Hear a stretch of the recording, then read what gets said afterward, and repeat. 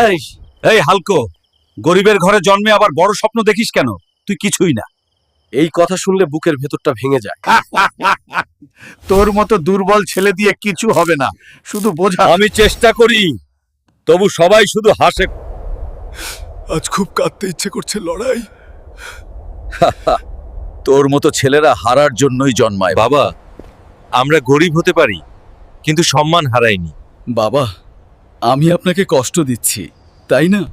এই কান্নাই আমার শেষ হবে না। আমি কাজ করব, পড়ব, নিজেকে বদলাবো। হাত ব্যথা, শরীর ক্লান্ত, তবু আমি থামছি না।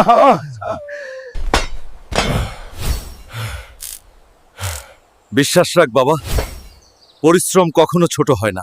অনেক রাত না খেয়ে থেকেছি, তবু হাল ছাড়িনি। আজ আমি নিজেকে চিনতে শিখেছি।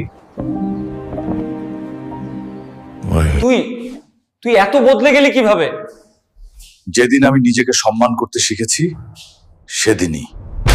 ভালো লাগলে লাইক এবং সাবস্ক্রাইব করো বন্ধুরা।